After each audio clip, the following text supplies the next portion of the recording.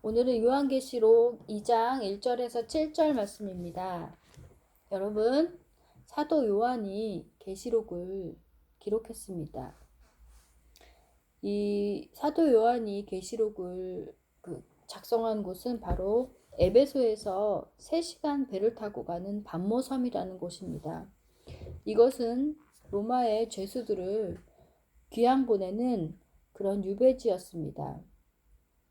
대부분 이 유배지에서는 무슨 일을 했냐면 대부분의 죄수들은 탄광에서 중노동을 하는 그런 시간들을 보내게 되었습니다. 요한은 18개월 동안이나 이곳에서 유배를 하게 되었습니다. 이 요한은 누구냐면 바로 예수님이 가장 사랑하는 제자라고 요한복음에서 표현하는 것처럼 요한은 예수님의 어머니를 돌봤고 또 끝까지 어머니를 최선을 다해서 그런 돌보는 그런 역할을 감당했습니다. 그런데 여러분 보면은 그렇게 예수님의 어머니를 잘 돌보던 그 요한에게 상을 줘도 시원찮은데 귀양을 가게 된 것입니다. 예수님을 전하는 삶이란 부귀영화만 있는 것이 아니라 바로 이런 고난도 우리에게 주어지는 것임을 우리는 알 수 있습니다. 하나님의 사랑받는다는 것이 곧 우리가 생각하는 세상적인 성공과 세상적인 어떤 우리에게 어떤 화려한 것들을 채워주는 그런 것이 꼭 아니라는 것을 우리는 알 수 있습니다. 근데 한편으로 생각해 보면 요한에게 그렇게 닥쳐진 어려움과 그런 현실 속에서 바로 예수님의 특별한 계시를 받기에 부족함이 없던 그런 곳이라는 거죠. 바로 이 반모섬 바로 이 유배지는 하나님과 어떤 소통과 하나님의 은혜와 하나님의 은밀한 비밀들을 받기에 더할 나위 없이 좋은 곳이라는 것을 알 수 있습니다. 그것을 어떻게 알냐면 바로 우리는 모세를 보면 알 수 있습니다. 모세가 하나님 앞에 쓰임 받기 위해서 애굽에서 왕자로 여러 가지 교육을 많이 받았습니다. 그러나 그럴 때는 하나님께서 그를 사용하지 않았습니다. 그리고 그가 광야에서 40년간을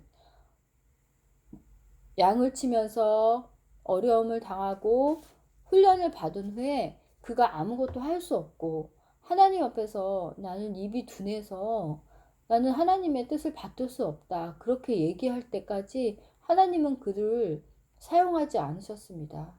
그런데 이제 그가 아무것도 할 수 없을 때, 나이 들고 아무런 능력이 없다고 생각했을 때 하나님은 모세에게 나타나셔서 떨기나무 가운데서 내 백성을 인도해내라, 내 백성을 구원해내라, 이런 메시지를 모세에게 허락하셨습니다.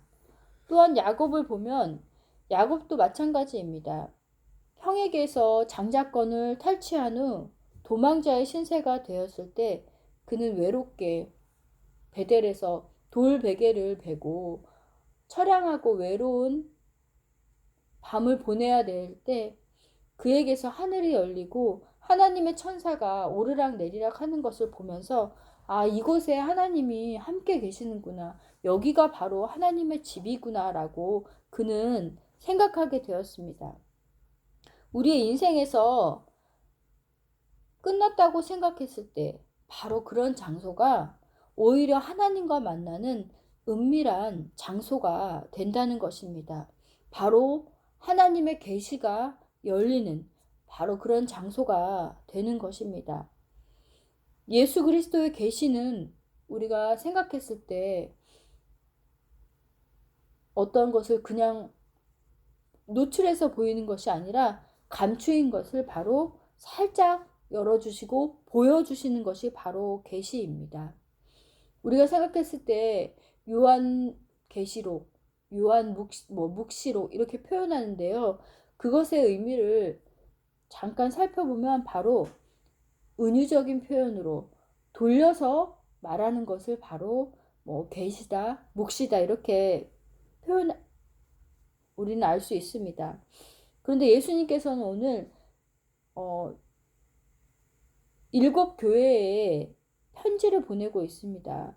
그것을 보면 7 교회라는 것은 말씀에서 보면 7이라는 숫자는 완전 숫자라고 볼 수 있는데요. 지상의 모든 교회를 대표하는 교회로서 7 교회에게 편지를 보내는 것입니다. 그 중에 오늘의 본문은 바로 에베소 교회입니다. 이 에베소 교회는 산업과 교통이 아주 좋았던 중심지였습니다. 그래서 고린도 교회와 고린도 도시와 버금가는 문화 예술 도시였습니다. 그 사도행전 19장에 보면은 거기서 잘 알 수 있는데요. 믿는 자가 한 12명 정도 될 정도로 그렇게 크지 않은 그런 모임이었습니다. 그런데 이 교회는 성령의 임재도 알지 못하는 그런 아주 어찌 보면 반쪽짜리 그런 교회라고 볼 수 있었습니다. 그 에베소 교회에 보면 각종 우상, 미신, 주술 이런 것이 성행하던 도시에 있었던 그런 교회였습니다. 그런데 거기에 보면 그 에베소 교회의 목회자를 한번 보면 사도 바울이 최초로 세웠고 그 다음은 아볼로라는 사람이 거기서 또 후임으로 이어서 그 교회에 목회를 하게 되었습니다. 그리고 그 다음은 디모데 전후서를 썼던 디모데가 그 교회를 맡았던 교회입니다. 그렇게 보면 어찌 보면 성장하는 교회고 우리 목회자들 그 역사를 보면 A+의 그런 교회라고 볼 수 있습니다. 바로 우리가 생각했을 때 아주 표본이 되고 모범이 되는 그런 교회라고 볼 수 있습니다. 그래서 예수님께서는 오늘 계시록 2장에서 보면 칭찬을 하고 있습니다.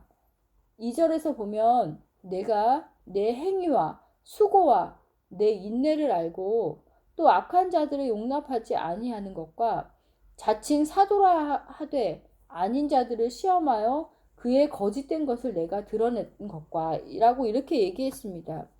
보면은 이 에베소 교회에서는 바로 말씀대로 살려는 노력이 강했고 또 제자 훈련을 통해서 철저한 말씀 훈련이 아주 잘 된 그런 교회였습니다. 우리가 생각했을 때 정통파 교회, 모범적이고 베이스가 아주 탄탄한 그런 교회였습니다.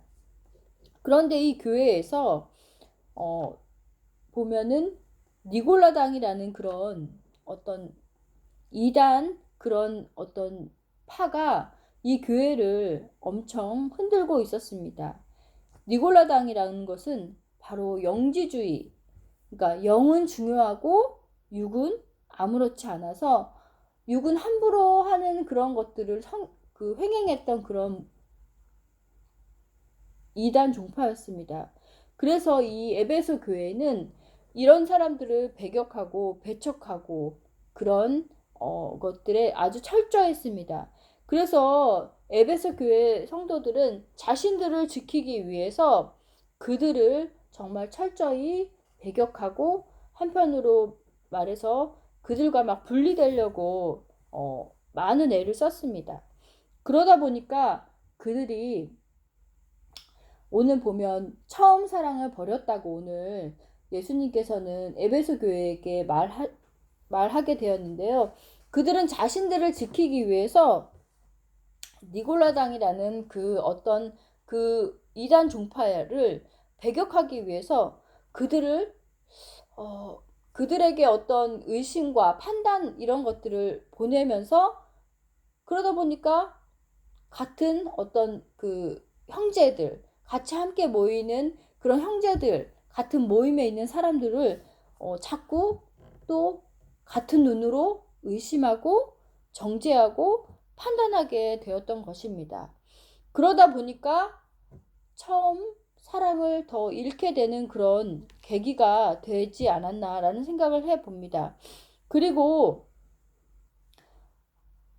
하나님과의 관계에서 또한 어떤 모임의 관계에서 영적인 은혜의 물줄기가 끊어지게 되었습니다. 왜 우리 그런 경험 있잖아요. 예수님과 깊이 교제하다가 어느 순간 내 삶이 바빠지고 내가 뭐 일을 하게 된다든지 아니면 새로운 어떤 환경의 변화에 따라서 그 주어졌던 어떤 하나님의 은혜의 그 물줄기가 어느 순간부터 딱 끊어지게 된 겁니다. 그러다 보니까 하나님과 더 가까운 관계에 거하지 못하게 된 것입니다.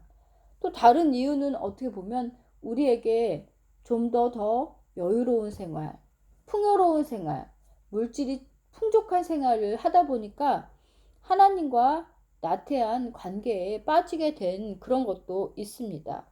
그래서 오늘 에베소 교회를 향해서 성령님은 그렇게 얘기하십니다.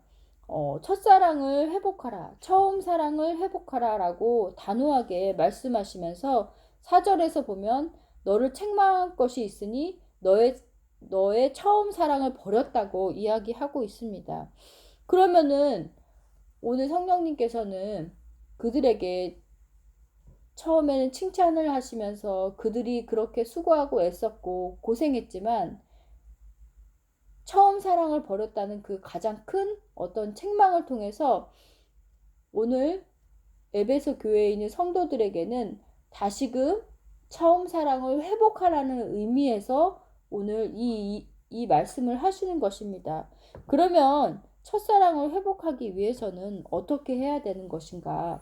우리가 5절에서 함께 알 수 있습니다. 바로 어디서 떨어졌는지 생각하라 라는 것이 첫 번째입니다.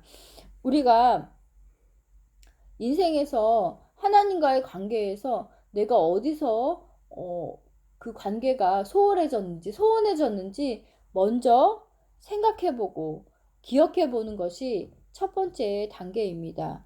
저도 이 말씀을 묵상하면서 제가 어디서 하나님과 이런 관계가 더 소원해졌을까, 소진되었을까 라는 생각을 해보았을 때 제가 일을 하면서 더 그런 생각도 들었고 정말 엄마가 돌아가시면서부터 조금 제 어떤 여러 가지 정리를 하고 했어야 되는데 인간적인 생각이었던 것 같아요. 엄마가 돌아가신 그 충격을 빨리 잊기 위해서 어떻게든 내가 바쁘게 삶을 통해서 잊어버려야지라는 어떤 합리화를 하면서 그러다 보니까 내 생각대로 일을 선택하고 그러다 보니까 하나님과의 관계에서 멀어지게 되는 어떤 계기가 되었던 것 같다는 생각이 들었습니다.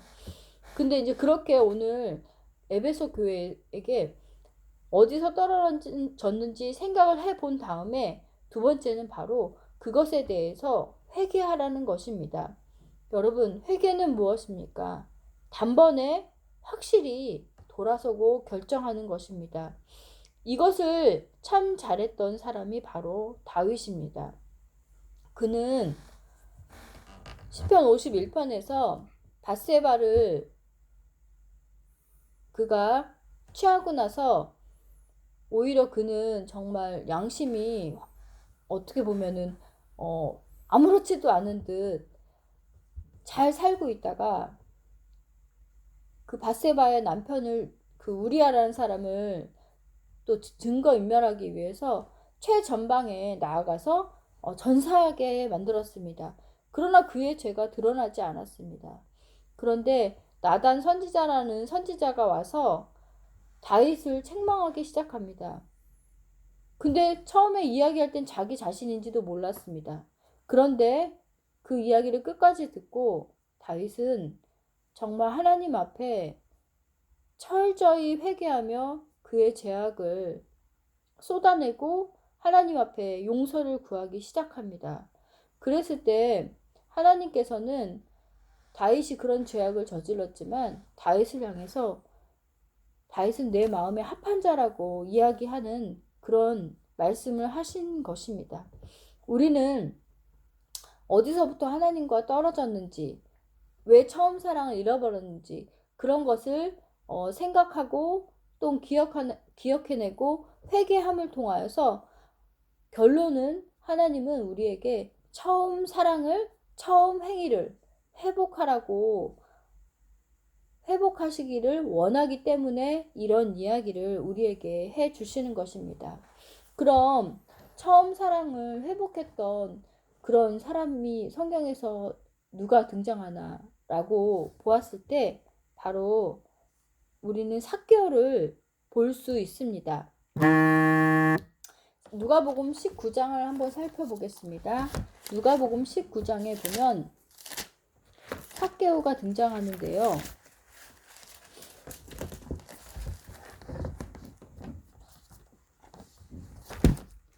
예수께서 여리고에 들어가실 때 삭개오라는 사람이 예수님이 지나가신다는 이야기를 듣고 그는 그 예수님을 보기 위해서 뽕나무에 올라갑니다. 뽕나무에 올라가서 예수님을 보고자 자신의 한계를 뛰어넘어 돌 무화과 나무에 올라가서 예수님을 보게 됩니다. 그럴 때 예수님께서 그 삭개오를 보시고 오늘 내가 내 집에 유하여야겠다라고 고백하시면서 내가 너와 함께 하겠다고 이야기하셨습니다. 보십시오. 예수님을 만남을 가정 속에서 즉각적인 그 삭개오의 그 예수님을 만난 기쁨과 은혜가 어떻게 표현되냐면 아까도 말씀드렸지만 자신의 한계, 내가 키가 작으면 어때? 나는 예수님을 만나면 되겠어 하는 그 의지로 그는 그 자신의 어떤 그 단점도 뛰어넘어 그 나무에 막 올라갑니다. 어떻게 올라갔는지는 잘 모르지만 그 올라가서 예수님을 막 보고자 거기를 이렇게 나무에서 그렇게 예수님을 봅니다.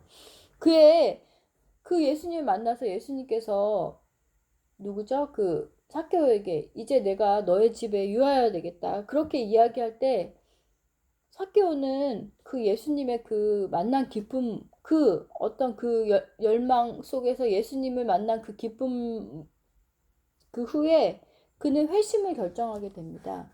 그 회심의 결정의 그 결과는 바로 자신이 불이하게 취한 재물은 다시 환원하려고 하는 그 의지, 그리고 그 속에서 그 소유의 절반을 나누고 또 자기가 불이하게 속여서 빼앗은 물건들은 바로 4배를 보상하겠다는 그 강한 의지가 그 속에 담겨져 있습니다.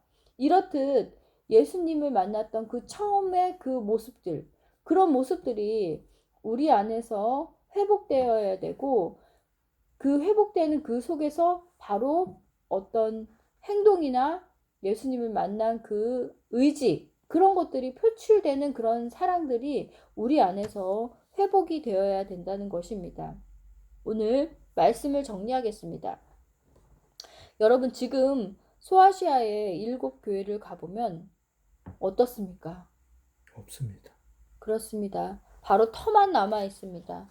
그것은 첫사랑을 잃어버린 교회가 돌이키지 않으면 바로 오늘 2절에서 보면 금촛대를 거니시는 이가 그 사랑을 회복하지 아니하면 촛대를 옮기신다고 말씀하셨습니다.